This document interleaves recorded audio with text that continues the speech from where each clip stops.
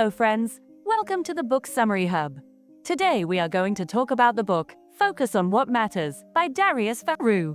Every morning, with the first ray of the sun, when we wake up, many things are spinning in our minds. Today's work, people's expectations, what to post on social media, whom to reply to, what will happen at the office, what family members will think, or all of this combined creates a mental pressure that can ruin our mood for the entire day. But if we understand one thing, our lives can become a bit easier, and that thing is the dichotomy of control, meaning what is in our control and what is not. Stoic philosophy, which is a very old way of thinking, teaches us that peace and happiness are possible only when we focus on things within our control and learn to let go of everything else. To explain this concept, Darius Foroux begins his book with this very thought. He explains it using a very modern and relatable example that connects with everyone today. Chapter 1. The Dichotomy of Control. Imagine you post a photo on social media. Now, you fully expect people to like it and leave good comments. But if someone says something bad, or if people ignore it, how do you feel? Sad, angry, demotivated. But wait a moment, and think, is other people's reaction in your control? No, right? What was in your control was only what photo you posted, with what intention, and what you yourself think about it. Everything else, people's thoughts, their time, their feelings, is external. And when we attach our peace to these things, we hand over our happiness to others. Foroux explains that if we want inner peace, we must understand that we should focus only on our actions, not their results. For example, if you are preparing for a job interview, your focus should only be on whether you prepared well and whether you made an honest effort.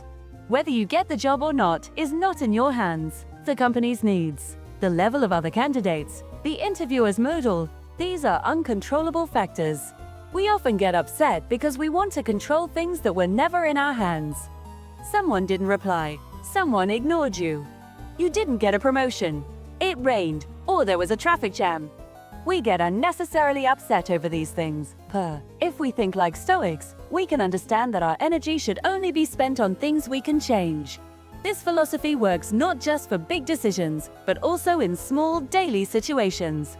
For instance, if someone cuts you off while speaking, or doesn't praise your work, or treats you wrongly in all these, you can control only one thing: your reaction. Point. Whether you get angry or handle it calmly is entirely in your hands. Foroux puts this in simple words. Every day we face two types of things, controllable and uncontrollable. And if we make it a habit to first identify which category a situation falls into, both our reaction and mindset can improve significantly. If something is uncontrollable, wasting energy on it means giving ourselves unnecessary stress. Imagine you are going to an event and it starts raining on the way. You can get upset and complain, or you can simply take out your umbrella and enjoy. This simple example shows how our perspective decides our experience. Chapter 2. Mindset and Perspective. Foroux believes that mindset is the lens through which we see the world, and the dichotomy of control gives us a clear lens. Sometimes we think it's possible to change others, but the truth is, changing someone else is not in your control. You can only set your boundaries, keep your expectations clear, and train yourself to behave in a way that earns respect from others. When you change yourself, situations indirectly start coming into your favor. Another interesting point is that when you focus only on your controllable actions, a different kind of confidence arises within you. This is because you start seeing every result as a learning opportunity rather than a failure. Foroux mentions that when he understood this concept, he realized it was pointless to fear many things like rejection, criticism, or uncertainty, because they weren't in his control anyway. Career uncertainty is something everyone faces today. Someone loses a job, someone is unhappy with their salary, or someone doesn't find purpose in their work. But if we look at this uncertainty through the lens that it is outside our control, we can learn to accept it and then start putting effort into directions we can control, like learning new skills, networking, or proving ourselves in projects.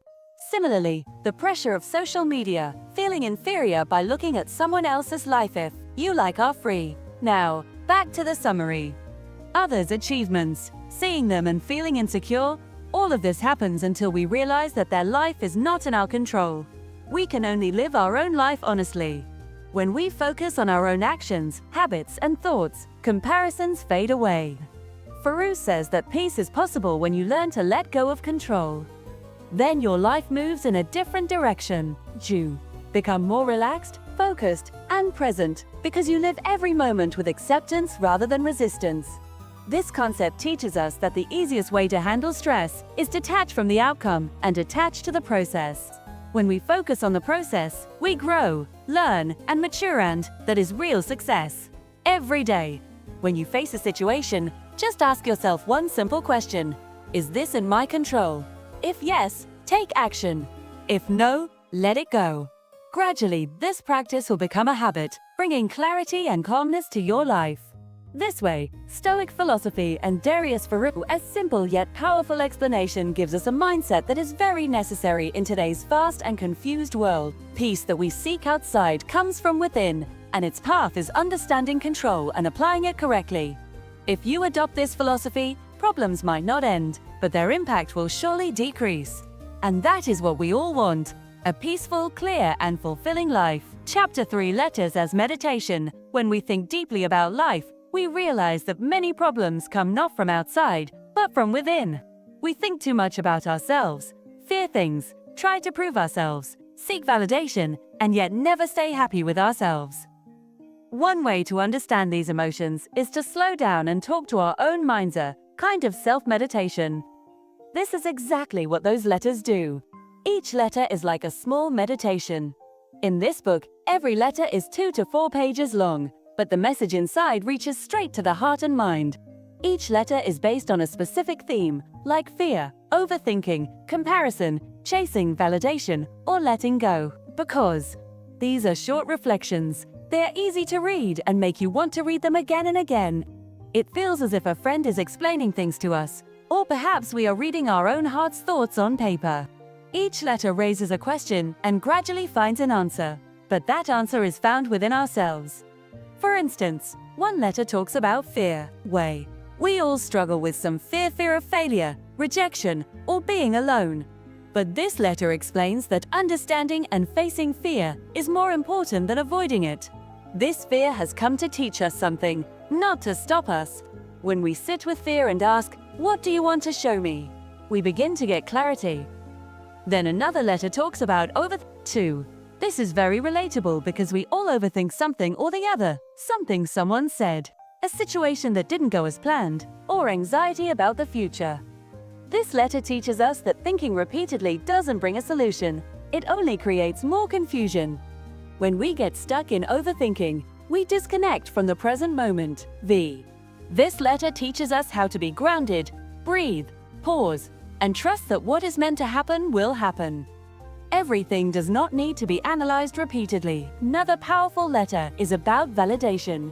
We all seek approval from people in some way, whether it's likes on social media or praise in real life. We start measuring our worth by others' reactions. But this letter gives a gentle reminder: our value already exists. We don't need to prove it. When we try to be perfect in others' eyes, we move away from ourselves. But when we connect with ourselves, the need for validation gradually decreases. The most beautiful thing about these letters is that they are written in very simple language. It doesn't feel like you are reading heavy philosophy, but rather an honest letter from a friend. There is honesty and softness in every line. These letters aren't a quick fix or a motivational speech. They work slowly, like light rain soaking the earth deeply. Reading them, it feels like we don't need every answer right now.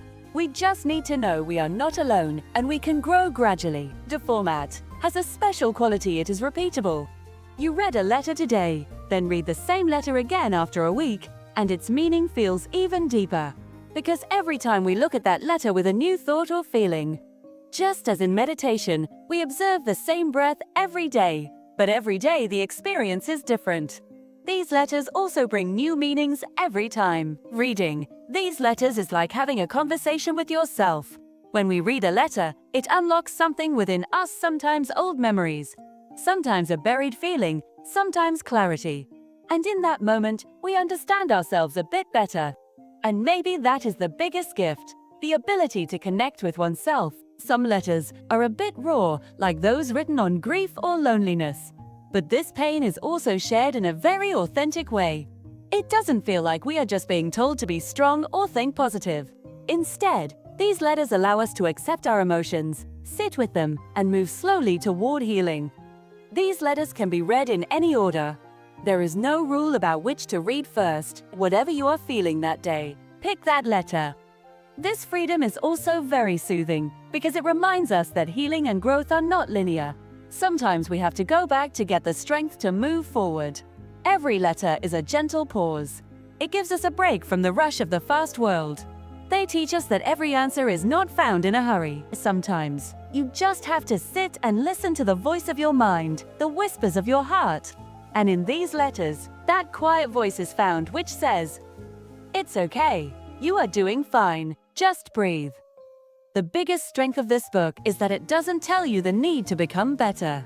Instead, it reminds you that you are enough, just as you are. There is no performance here, no judgment, only acceptance. And maybe in today's world, this is the most necessary thing. Every letter is a gift for the mind, heart, and soul. And when you read it, this experience is not just of reading a book, but of a journey that is not outward, but inward. And this journey is the most beautiful. If you ever feel confused, low, or just want to spend some time with yourself, return to these letters. They will slowly lead you to that version which you always were, just forgot. And every time they will remind you that clarity, peace, and self-love are not outside, but within you. Chapter 4. Protecting your attention in today's world. One thing is constantly pulling us: distraction. Notifications are coming from everywhere. Something new is appearing every moment, and our mind cannot stay in one place. We sit down to do something, and within minutes, we pick up our phone, scroll, and forget what we actually intended to do. This is the digital noise Darius Foroux talks about. According to him, this noise isn't just sound, it is quietly eating away our clarity, focus, and ultimately our lives. Foroux says our attention is the most precious thing. This is not an overstatement, because whatever we achieve depends on how we use our attention, be it learning, relationships, career goals, or self-growth. When attention is divided, when every 2 minutes we go to another tab, when every beat makes our mind wander, we cannot connect deeply with anything. Imagine when we are talking to a friend and we check our phone in between. We are neither listening to that friend fully, nor truly feeling that connection. Similarly, when we are reading a book or doing some work and the mind repeatedly runs toward another thought or alert, that moment is gradually lost. This distraction doesn't just eat time. It also silently finishes the peace, creativity, and satisfaction within us. Foroux emphasizes that we should know how to protect our attention. Just as we save money and keep valuables under lock, we must consciously guard our attention. He says that in today's world, attention is the real currency, and every platform, every brand is after it. Instagram, YouTube, Twitter, they are all competing for our attention. And we are distributing that attention without thinking. One reel here, one tweet there, one article in between. Gradually our mind becomes shallow. We try to know everything but understand nothing deeply. The cost of this digital distraction is very subtle, so we don't feel it immediately. But when the day ends and we think about what we did, it feels like nothing was completed. This is the biggest loss: half-done work, scattered thoughts, and perpetual dissatisfaction. Foroux says the first step to breaking this cycle is awareness. We must understand what is distracting us and why. A powerful point he mentions is that the root of distraction is not boredom, but discomfort. We run toward distraction to avoid uncomfortable emotions. When a task starts feeling boring, or when we feel anxious, or when a conversation challenges us emotionally, we pick up the phone and start scrolling the feed. That temporary escape makes us feel good, but in the long term, it weakens our capacity. Foroux suggests that we should design our day in a way where our attention remains safe. This means we have to become intentional. What to see, when to see, and how much to see must be decided every time. Before your hand goes to the phone, ask yourself, is this necessary? Does it support my goal? Does it clear me or confuse me more? He also talks about morning routines, how the start of the day sets the tone for the entire day. If we start looking at the phone as soon as we wake up, check notifications, then our mind goes into reactive mode. We are not controlling our day. The day is controlling us. But if we spend the first hour of the morning in intentional things like journaling, reading, silence, deep work, our attention slowly begins to be trained. To protect this attention, Foroux also shares some practical strategies like using time blocks, creating distraction-free zones, taking digital detoxes, and most importantly, learning to tolerate boredom. When we sit without distraction, it feels uncomfortable at first.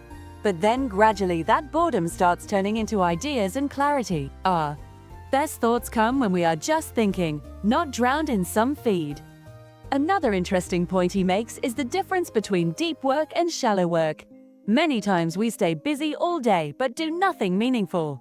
We are replying to emails, sending messages, switching tabs, but nothing is deep. Deep work is only possible where there is no distraction, where our mind can go into flow. And to reach that zone, attention has to be disciplined. Because of distraction, our creativity also suffers.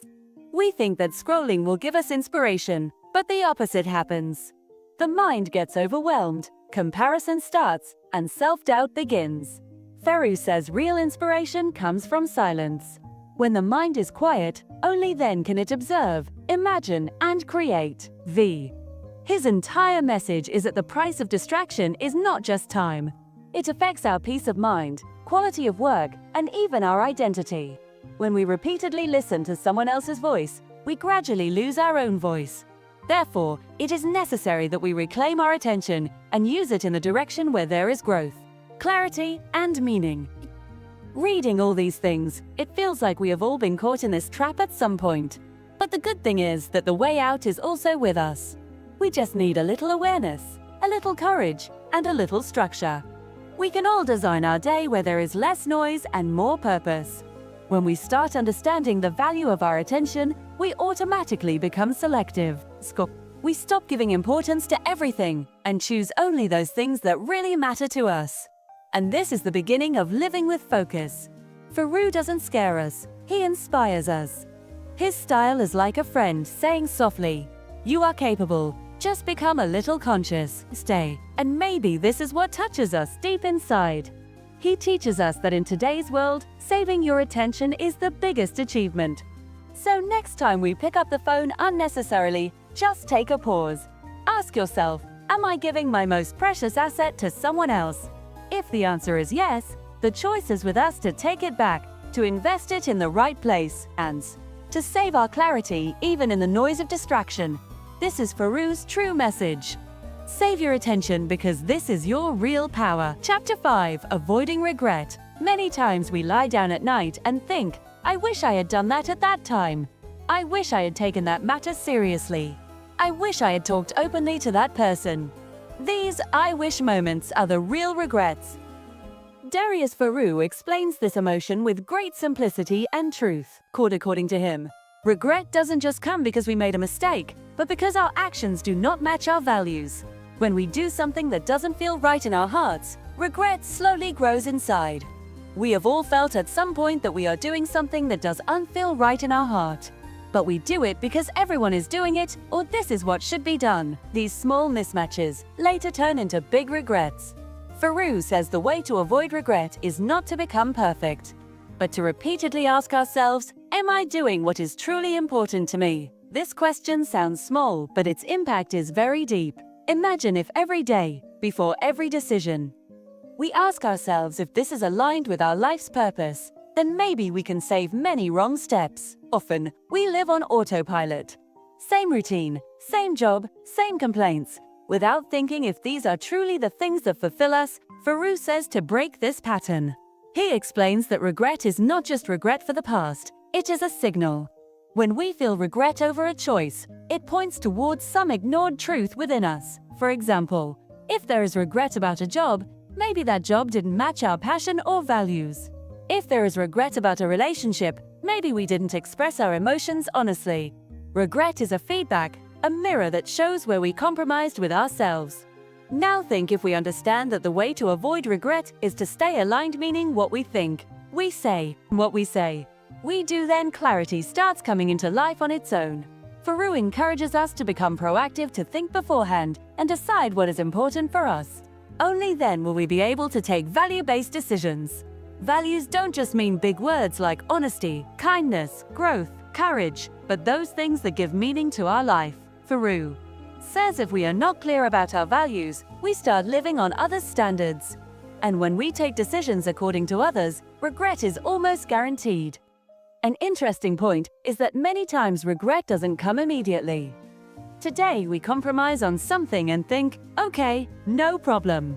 But as time passes, that small thing starts feeling heavy. Years later, we realize we ignored our dreams, suppressed our voice, postponed our priorities. Foroux says the only way to avoid future regret is to take conscious choices in the present. Whose focus is also on the fact that we should not judge our emotions. We should accept regret and understand it. He says it is not necessary to turn regret into guilt.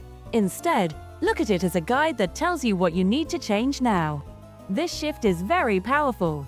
When we use regret for self-growth instead of self-blame, another layer Foroux adds to this discussion is the importance of time. Time is the resource that runs out the fastest, and the biggest reason for regret is that we think, if I had more time. But the truth is, time will always remain limited. Therefore, we need this clarity today about where we are investing our time. Is the work we are doing every day going to make our future self feel proud? Here, Foroux repeatedly urges to observe your actions consciously. Are we taking our life decisions driven by our fear or our values? Are we living someone else's life for validation or following our true desires? When we ask ourselves these questions, our choices gradually become clear. Now don't understand that Foroux is talking about some idealistic world where there is no problem.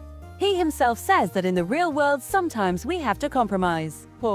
It is necessary to understand which value that compromise conflicts with. If we understand, there is no regret because we have taken a conscious decision. Many times we think to avoid regret, just don't take risks. But Foroux considers this wrong. According to him, the biggest regret is what we never even try, fearing to live a dream fully, not showing vulnerability in a relationship, suppressing a talent. These all become silent regrets. Therefore, he says, live life boldly but wisely. Listen to your heart, but walk with your brain.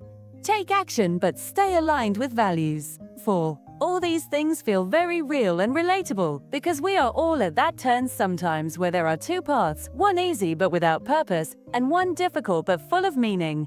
Foroux says, choose the second one because that is where the beginning of a regret-free life lies. If you are at any crossroads, in any confusion about what is right to do, then just ask yourself one question. Does this truly matter to me? This question is like a compass. It will give you direction when the mind is confused, when the world is loud. And this direction will save you from those regrets that keep stinging in the heart for years. Conclusion. Foroux's words make it clear that regret is not an enemy, it is a teacher. But to learn from it, we must know how to listen, how to stop, and how to ask, am I doing what I truly should be doing? If we stop for a while every day and ask this question, then maybe our life may not be regret-free, but at least it can be In the end, it's about one thing. To live a meaningful life, you need clarity, courage, and consistency. Clarity of what is important, courage to walk on that path, and consistency to live that truth every day. And when these three meet, satisfaction comes in place of regret, growth in place of guilt, and purpose in place of confusion. This is the real win. This is Foroux's message. Match your actions to your values and see how life becomes free of regret and full of meaning. Fear is a word that makes the heart shrink a little upon hearing it. Everyone has some fear in their life: fear of failure, fear of rejection, fear of loneliness, or fear of change. But Darius Foroux tells us to look at this fear with a different perspective. According to him, fear is not our enemy, but a guide, a signal that tells us where we need courage. Stoic philosophy also teaches us not to try to end fear, but to understand it, observe it, and use it. Whenever we think of taking a new step, the first thing that comes in front is fear. Whether starting a new work, speaking your heart to someone, or taking a bold decision, fear comes in the way everywhere. Foroux believes that instead of running from this fear, we should ask ourselves, what opportunity is hidden behind this fear? Because fear comes where there is something meaningful, where something big can happen, where there is potential for growth. If a person is afraid of speaking on stage, then maybe that is where his growth lies, because that is his self-expression. If someone is afraid of leaving a job and starting their own work, then maybe his freedom is hidden there. Fear tells us where we are going out of our comfort zone, and going out of the comfort zone is the true meaning of courage. Foroux emphasizes that there is no need to suppress fear. The Stoic perspective is not that I become fearless, but that I face fear and still do the right thing. Stoics believe fear is a natural emotion. It alerts us, prepares us, but it should not stop us. Rather, when fear comes, it is a signal that right now we need a little extra strength, a little extra clarity, and a little extra faith. Many times, we overthink fear and make it very big. We start showing ourselves future scenarios that don't even exist yet. Foroux says most fears come from imagination, not reality. And when we recognize that fear is just a thought made in our mind, its power starts decreasing. For example, a person who is afraid of going to a public event exhausts himself beforehand by thinking what people will think if I behave awkwardly, if someone starts judging me. But these are all stories of the mind. In the real world, people are mostly busy in their own thoughts. This awareness breaks the chain of fear. Foroux encourages that we talk to fear, not run from it. Imagine fear is sitting in front of you like a friend. Ask it, what do you want to show me? This simple shift talking to fear can empower us. When we understand the story behind the fear, we can catch the clarity hidden in it. There is another beautiful concept in Stoicism, virtuous action, meaning work that matches our principles, courage, honesty, self-control, wisdom. Foroux says whenever fear comes, treat that fear as a trigger for some virtuous action. If you are afraid of speaking the truth, then maybe speaking that truth is the right action for you. If you are afraid of challenging an unfair situation, then that courage will make you a better person. The easiest and truest technique to win over fear is to take action. Fear paralyzes, but action frees. This is the core of Foroux' philosophy. He says the more we delay, the stronger fear becomes. But as soon as we take a small step, the grip of fear loosens a bit. And these small steps make us not fearless, but courageous in the long run, too. It is important to understand this difference. Becoming fearless means having no fear, but becoming courageous means moving forward despite having fear. Foroux teaches that on the journey to greatness, fear is normal. In fact, it is necessary. If fear doesn't come, then maybe that path itself is small.